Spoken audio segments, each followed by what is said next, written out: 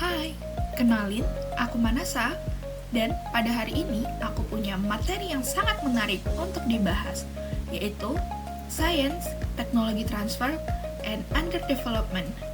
Materi ini akan membahas berbagai aspek penting terkait dengan teknologi, kesenjangan antara negara maju dan berkembang, serta tantangan yang besar yang dihadapi dalam proses transfer teknologi. Tapi aku nggak sendirian. Ada Arya yang akan menjelaskan lebih detail tentang materi ini. Hai, aku Arya. Aku akan membantu Manasa dalam menjelaskan materi Science, Technology Transfer, and Underdevelopment. Kita akan mulai membahas tentang dua konsep utama yang menjadi dasar pemahaman dalam materi ini, yaitu teknologi dan underdevelopment.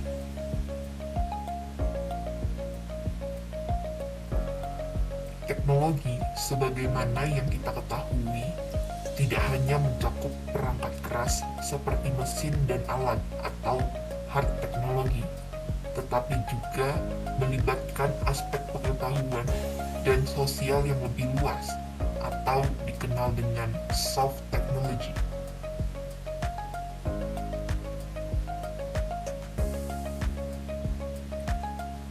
Modernisasi suatu negara sangat bergantung pada transfer teknologi, yaitu proses pemindahan ilmu pengetahuan, ide-ide, dan teknologi dari suatu negara atau wilayah ke wilayah lainnya. Namun, masalah besar yang sering dihadapi oleh negara berkembang adalah masalah underdevelopment atau keterbelakangan yang disebabkan oleh keterbatasan modal dan kekurangan kemampuan dalam bidang sains dan teknologi.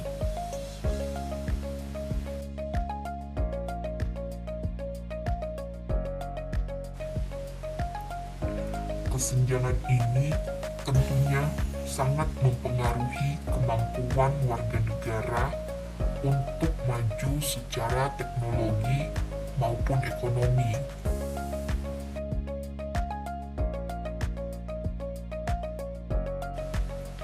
Selanjutnya, mari kita mulai dengan mengulas pengertian teknologi.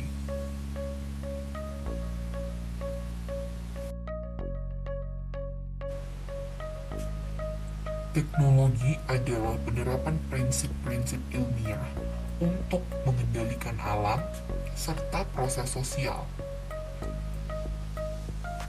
Teknologi bukanlah sekedar teori atau konsep, tetapi merupakan sesuatu yang dapat dipraktikkan dan memberikan solusi nyata dalam kehidupan sehari-hari. Teknologi dapat mencakup alat-alat, mesin, proses-proses inovasi, serta kemampuan untuk menyelesaikan masalah sosial yang ada di masyarakat. Sebagai contoh, teknologi medis tidak hanya mencakup alat kesehatan, tetapi juga termasuk mencakup pengetahuan dan keterampilan dalam penggunaannya yang harus diterapkan di masyarakat untuk mengatasi masalah kesehatan. Oleh karena itu, teknologi dapat menjadi sarana untuk meningkatkan kualitas hidup dan memecahkan masalah-masalah penting di negara yang berkembang.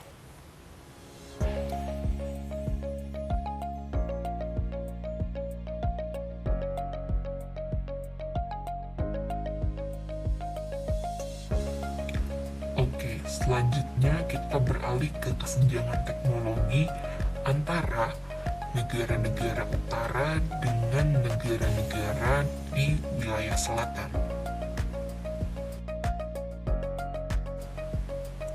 Sejarah menunjukkan bahwa negara-negara di wilayah utara yang terdiri dari negara maju telah mengalami kemajuan yang begitu pesat di dalam bidang teknologi tentunya. Negara-negara ini telah lama menguasai dan mengembangkan teknologi yang mendalam, baik dalam aspek mesin, industri, maupun teknologi informasi. Namun, negara-negara selatan, terutama di wilayah Asia dan Afrika, pada awalnya memiliki kemampuan sains yang lebih unggul daripada negara-negara utara. Namun, karena adanya kolonialisme yang diterapkan oleh negara-negara maju, dan negara-negara tersebut tertinggal jauh dalam hal teknologi dan pembangunan industri. Hal ini menciptakan kesenjangan yang besar dalam akses terhadap teknologi, di mana negara-negara selatan seringkali tidak mampu mengelola sumber daya alam mereka sendiri secara maksimal tanpa bantuan teknologi dari negara-negara maju.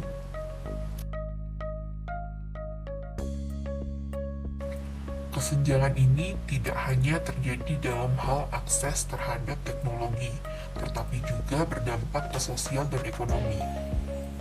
Negara-negara selatan seringkali hanya menjadi konsumen teknologi dari negara-negara utama tanpa memiliki kemampuan untuk menciptakan atau mengembangkan teknologi tersebut. Akibatnya, mereka hanya bergantung pada impor teknologi dan kesulitan untuk berinovasi dengan teknologi mereka sendiri.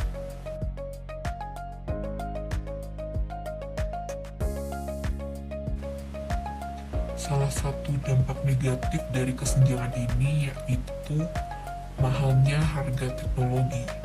Banyak teknologi yang dilindungi oleh hak paten dan lisensi, sehingga menjadi sangat mahal dan sulit diakses oleh negara-negara berkembang.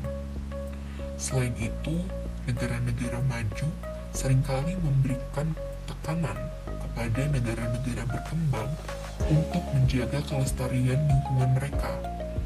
Tetapi, mereka sendiri memegang kendali atas teknologi yang dibutuhkan untuk melaksanakan tindakan tersebut, yaitu perkembangan di negaranya mereka.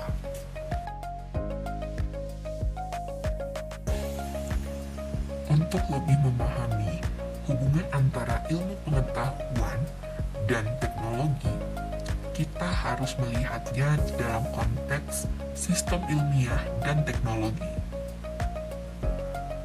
Sistem ini mengintegrasikan pengetahuan dalam berbagai bidang, seperti sains, teknologi, sosial, ekonomi, dan juga politik.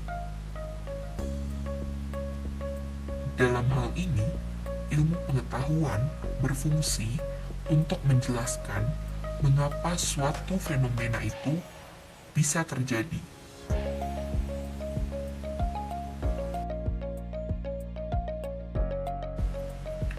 Sedangkan teknologi memberikan jawaban bagaimana solusi dapat diterapkan untuk mengatasi masalah-masalah tersebut. Sistem ilmiah dan teknologi bekerja sama untuk menciptakan solusi yang lebih komprehensif dan juga adaptif dalam menjawab tantangan yang dihadapi oleh negara-negara berkembang. Dalam konteks ini, kita juga perlu melihat bagaimana teknologi di negara maju seringkali didorong oleh sistem politik dan ekonomi yang sangat maju.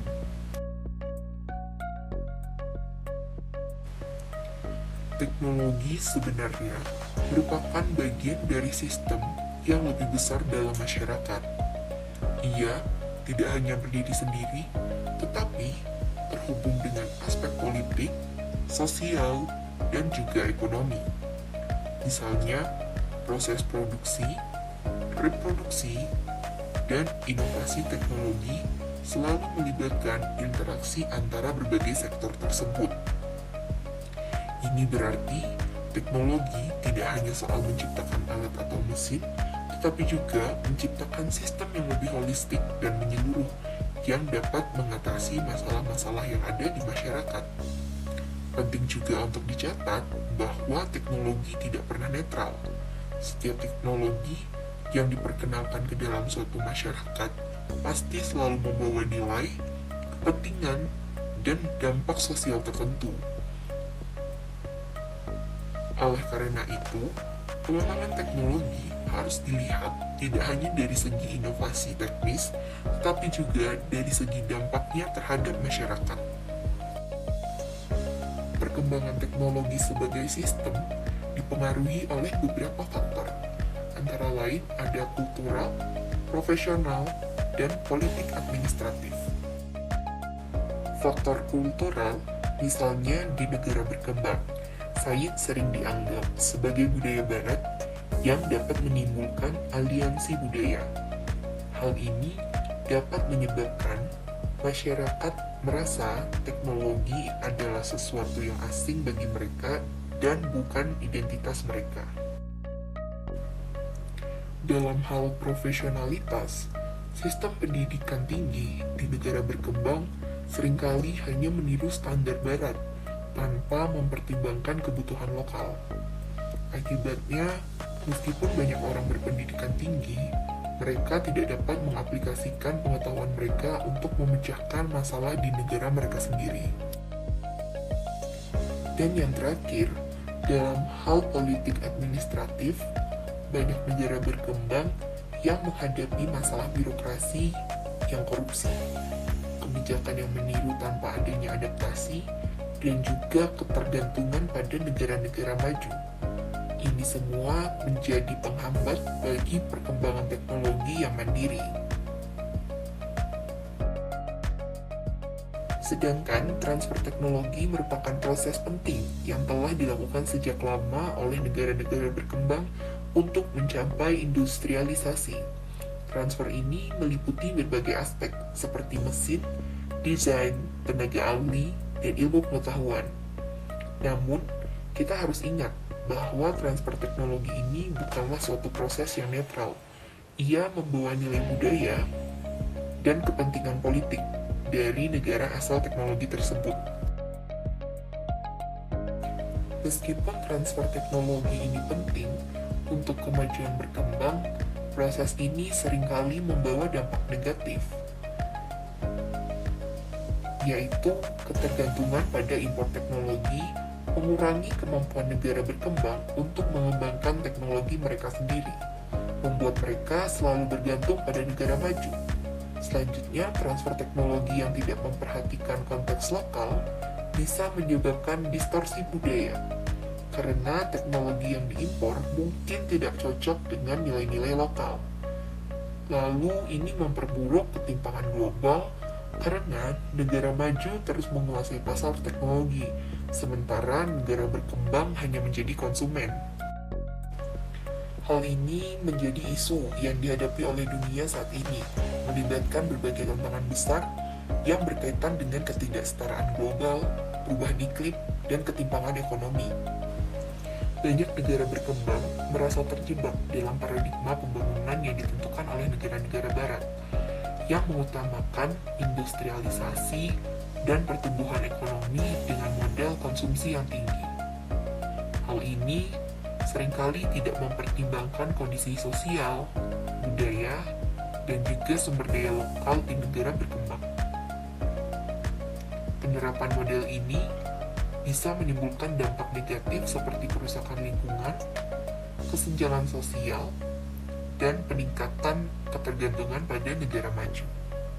Negara-negara maju juga seringkali menginginkan akses terhadap sumber genetik yang kaya di negara-negara selatan, yang digunakan untuk berbagai tujuan industri, termasuk pengembangan obat-obatan dan juga produk bioteknologi. Meski demikian, ada ketidakadilan dalam akses ini. Negara-negara selatan seringkali tidak mendapat keuntungan yang setimpal dari kekayaan alam mereka, yang dapat merugikan biodiversitas serta mengancam kemandirian ekonomi dan juga budaya-budaya di negara tersebut.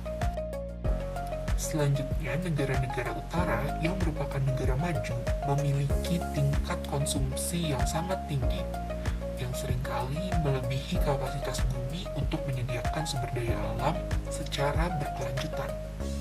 Sementara itu, negara-negara selatan masih berjuang untuk memenuhi kebutuhan dasar seperti makanan, air bersih, dan layanan kesehatan. Ketimpangan ini menciptakan ketegangan dalam hubungan internasional dan menambah beban yang harus ditanggung oleh negara-negara berkembang yang harus berusaha menyeimbangkan kebutuhan domestik dengan tekanan global. Overdevelopment di negara-negara maju seringkali berfokus pada pertumbuhan yang berkelanjutan dalam bentuk konsumsi yang berlebihan. Fenomena ini menyebabkan beban yang besar pada lingkungan hidup karena aktivitas produksi yang tak terkendali, eksploitasi sumber daya alam yang berlebihan, serta pencemaran yang meningkat. Penggunaan teknologi canggih untuk mempercepat proses produksi dan konsumsi hanya memperburuk dampak lingkungan yang sudah sangat signifikan. Penebangan liar yang terjadi secara masif di berbagai hutan tropis mengancam keberlangsungan lingkungan kita. Lahan hijau yang sebelumnya menjadi penopang kehidupan alam kini digantikan dengan gedung-gedung yang bertingkat tidak memperhatikan keseimbangan ekosistem. Aktivitas ini tidak hanya merusak habitat satwa liar, tetapi juga meningkatkan erosi tanah, memperburuk perubahan iklim, dan mengurangi kualitas udara yang kita hirup. Selain itu, pertambangan ilegal juga menjadi masalah besar yang berkontribusi pada kerusakan alam. Di banyak daerah, pertambangan yang tidak terkontrol menyebabkan kerusakan parah pada tanah, sungai, dan hutan. Tanpa regulasi yang ketat, aktivitas ini menghasilkan pencemaran air yang mengancam kehidupan akuatik serta menurunkan kesuburan tanah. Banyak dari kegiatan ini tidak memperhatikan keselamatan pekerja dan dampaknya terhadap masyarakat sekitar. Secara keseluruhan, transfer teknologi memang penting, namun harus diimbangi dengan kemandirian teknologi. Negara berkembang juga perlu mengembangkan riset dan pengembangan mereka sendiri yang mengintegrasikan pengetahuan lokal dan teknologi modern. Tanpa langkah tersebut, transfer teknologi hanyalah memperdalam ketergantungan. Oke, sekian materi yang bisa aku sampaikan. Semoga bermanfaat ya. Terima kasih dan sampai jumpa.